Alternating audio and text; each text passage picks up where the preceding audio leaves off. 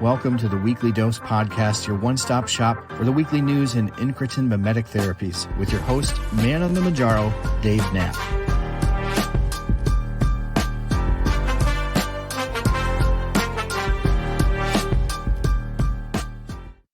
Welcome to this week's episode of OnThePen, the Weekly Dose Podcast. I'm your host, Dave Knapp, ManOnMounjaro. That's why I'm here. You are on the pen.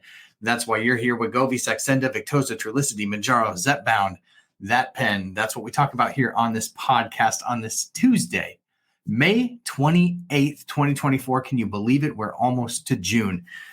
This year has absolutely flown by. Y'all have helped it fly by.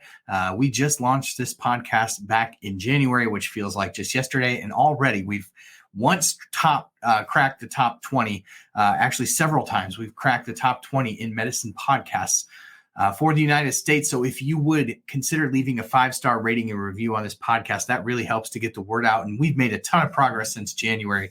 So thank you for being a part of that. We've got some great news to get into this week. Thanks to our producer, Clark Kent, for the roster of information today. Of course, we covered a lot of this stuff throughout the week on our various social media channels. A plug to make sure you're following our YouTube, our TikTok, our Instagram, ManOnMounjaro. You can find us everywhere at ManOnMounjaro. Or if you just do a Google search of OnThePen, you're going to find everything that you need, or OnThePen.com, of course, which is a great resource for weekly articles on GLP-1 medications. But let's get into it. So there was obviously the big news in incretin mimetics this past week is the study that came out on Ozempic and kidney health.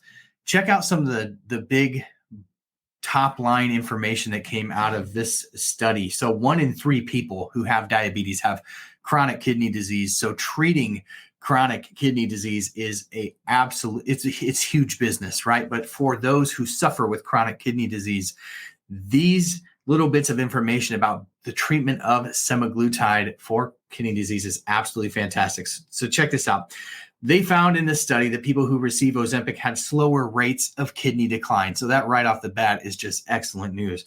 But furthermore, when you dig a little bit deeper, they found that people who took Ozempic had a 24% lower likelihood of having a major kidney disease event, like losing at least half of their kidney function or needing dialysis or a kidney transplant. So a 24% reduction. That is massive news.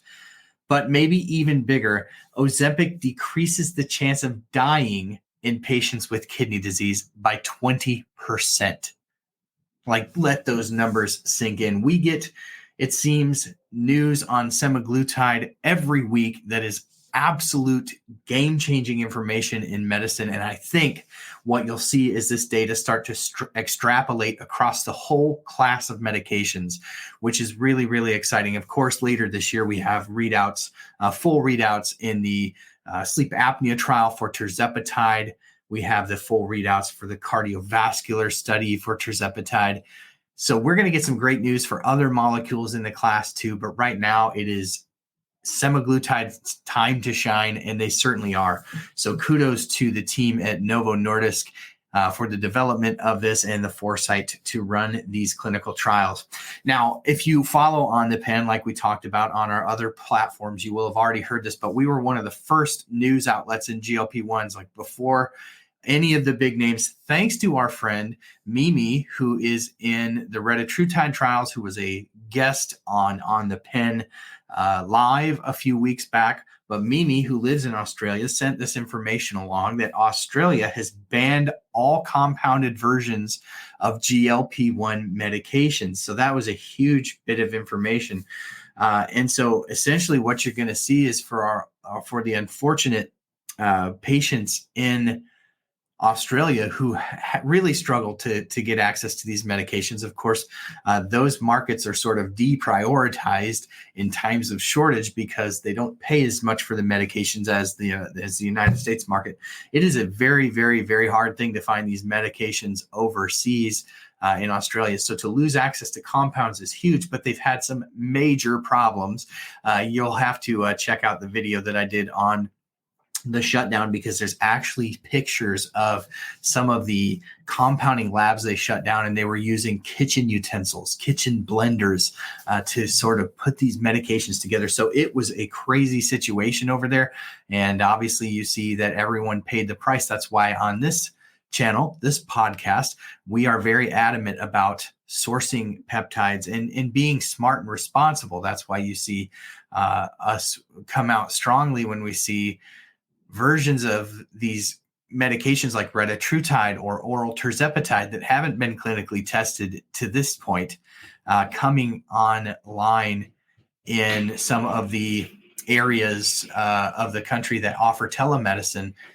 It's a very scary proposition to be thinking about these investigational medications being offered through medical providers. So this past week, if you tuned into OnThePen Live, you had the pleasure of listening to an interview that I did with Scott from Planet Scott, who is in the survodutide trials. Now, survodutide is a dual agonist, GLP-1 and glucagon, that is a partnership between Boehringer Ingelheim and a company called Zealand Pharmaceuticals. It was an excellent interview, lots of information about that clinical trial from Scott.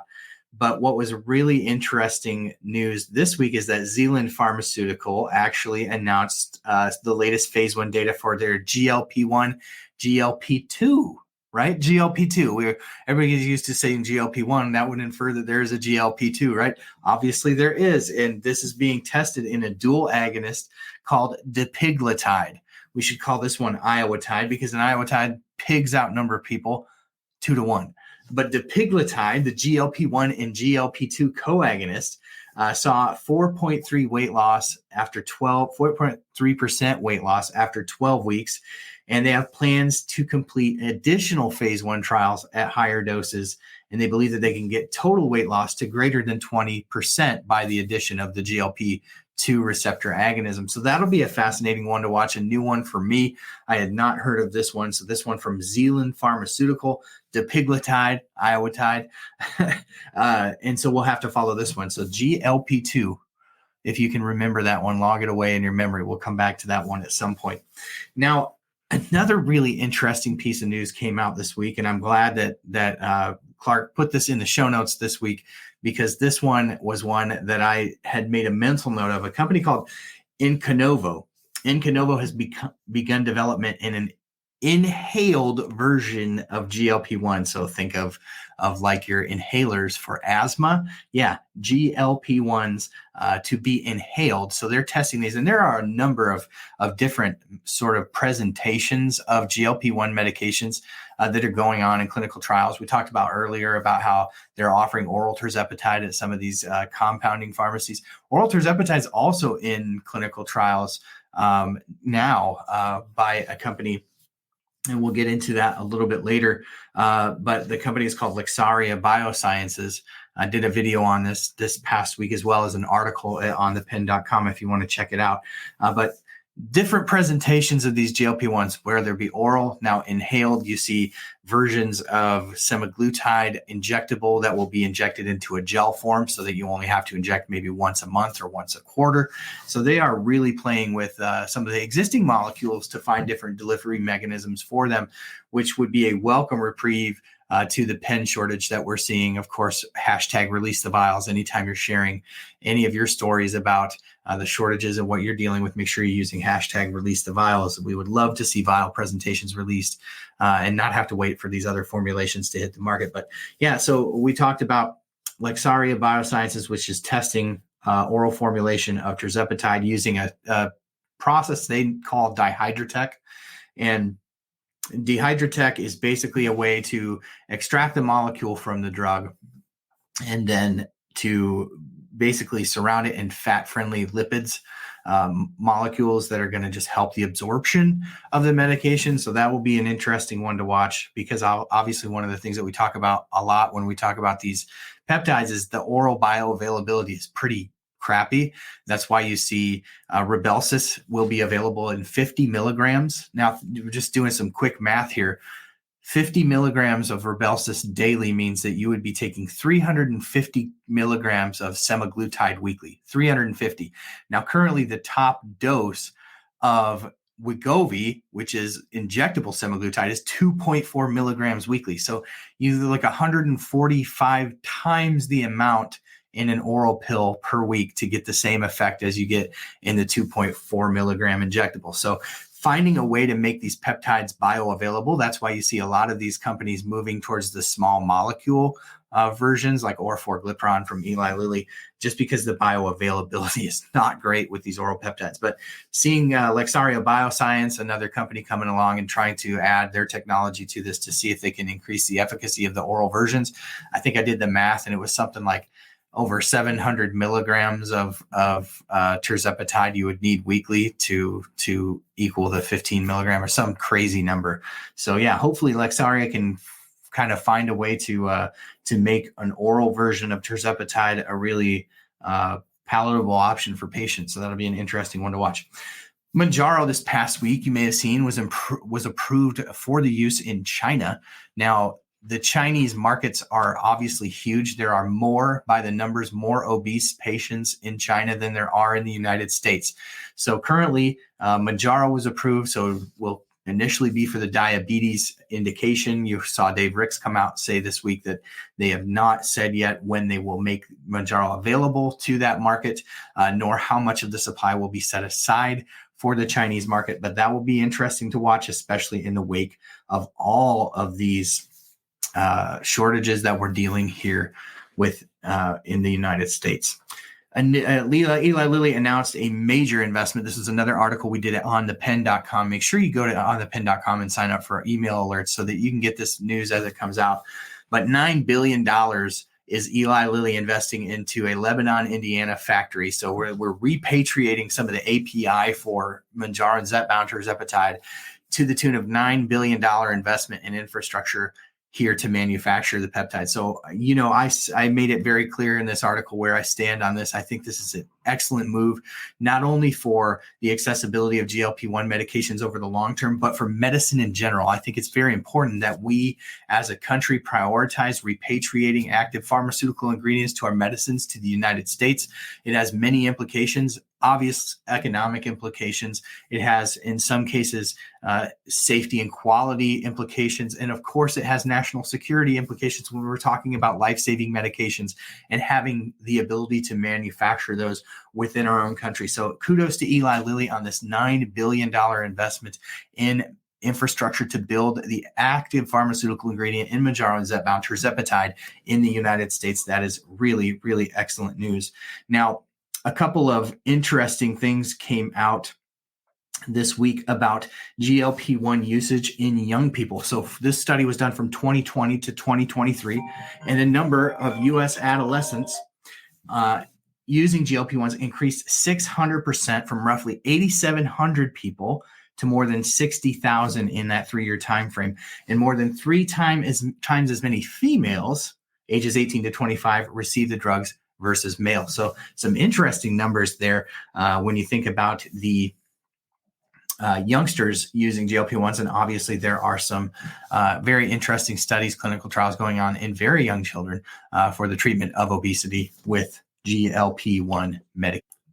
And finally, this past week, we saw an interesting move by Nestle, the makers of Kit Kat and various other junk food items, get into the GLP-1 game by announcing a new brand, a new line of products called Vital Pursuit. Okay. So take that for what you will. Interestingly, one of the things that they have announced is the production of a protein-packed pizza that is fortified with different vitamins and minerals. Some of those minerals that we talk a lot about on the channel when it comes to things that you can supplement with on a GLP-1, talk to your doctor about. But magnesium, potassium, those are 2 big ones. Obviously, sodium is going to be another one. When you're shedding weight rapidly, oftentimes we're also trying to increase our water intake at the same time. And one of the things that can happen as a byproduct of these things is that we're flushing out essential vitamins and nutrients. So we want to make sure that not only are we prioritizing water, but always also prioritizing things like magnesium and potassium. and for some people, sodium as well. And so they're fortifying these meals and then sort of marketing them to users of GLP-1 medications as protein-dense versions of their convenience foods, including obviously protein bars and things like that. So this will be an interesting one to watch. Nestle, if you're watching, I would love to try some of these products and see what they're like. People have asked me what my own personal opinion is about these these convenience foods kind of coming out and being marketed to GLP-1. And I'll just kind of, my 10 cents on it really is, the food environment in the United States is tough. It's a tough place to live with obesity within the food environment and just the fast-paced nature of our culture. I think that anytime you can take junk foods, which are going to exist, they're going to be part of the food landscape in the United States. And so far as they are, I think that when we can add nutritional value to those items, when we can focus on things like protein, and we can focus on things like maybe some of the vitamins and minerals that we're lacking because of the standard American diet, I think that is probably positive. But, you're also sort of just kind of playing into the toxic food environment that exists in the United States. And so is it going to lead to real change? No. Is it going to be an option for those who are looking to pack in a little bit more protein in a meal? Yes, it is. So I am interested in what these things will taste like and what they will whether they'll have staying power on the market or not. But for whatever your thoughts on them are, they are coming, and we've been talking about that and telling you for months and months and months that these are likely going to be hitting the market. And so here they are. They're kind of coming fast and furious now. These companies are moving extremely quickly to bring options to market to suit people who are on GLP-1 medications. Thank you for being here. Thank you for being the best part of what we do at OnThePen, the weekly dose. Appreciate you leaving a 5-star rating and review. If you enjoy this podcast, share it somewhere, share it into your Reddit group, share it into your Facebook groups.